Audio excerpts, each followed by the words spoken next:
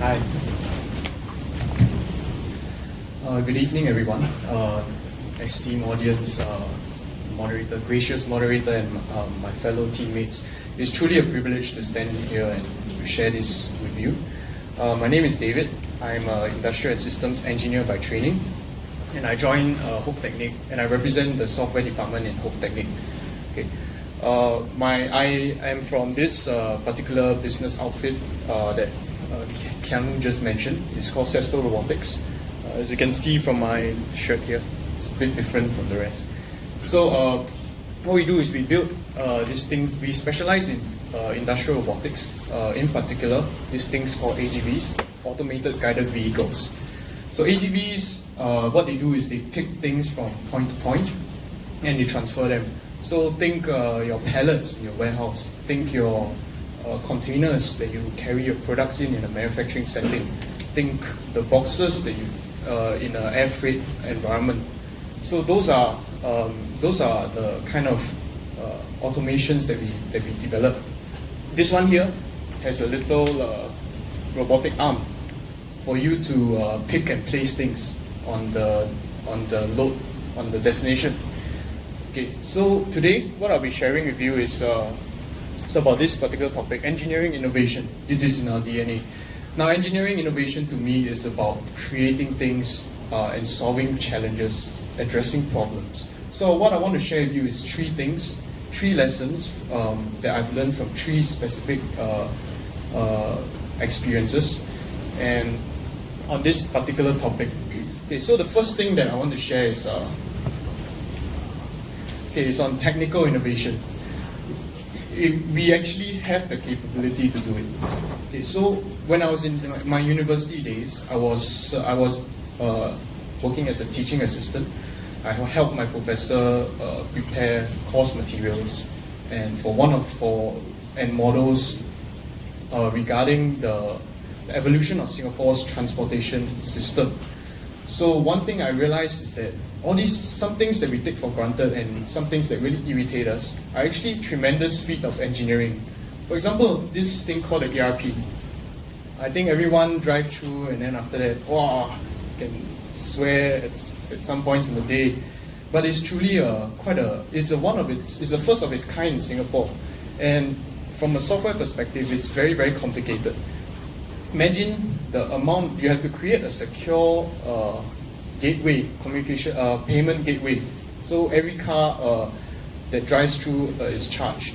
After that, you have to send this data, you have to store it, you have to archive it in some massive database. As well as if you want to make sense of the data, you have to start mining it. So you have to have the infrastructure, you have to consider all these things. So this is actually quite a significant achievement of engineering.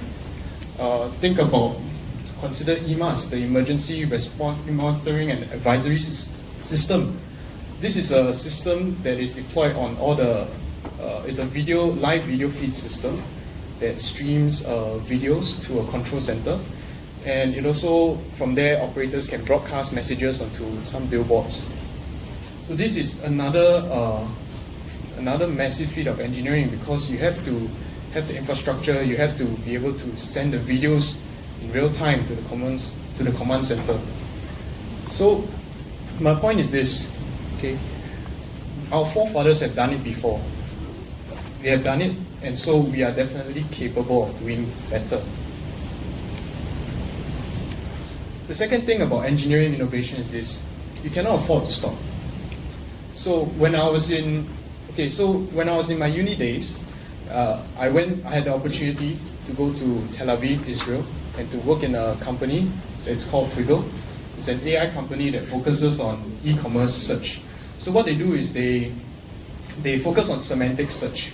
What that means is basically give it a search query, for example, a blue dress shirt, okay?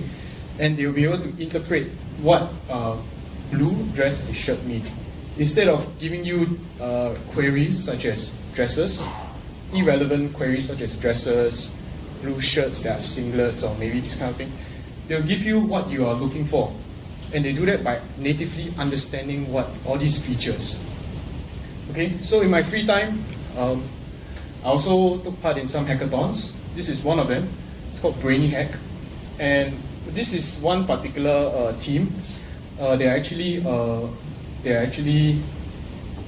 research lab at the Ben-Gurion University in the Negev.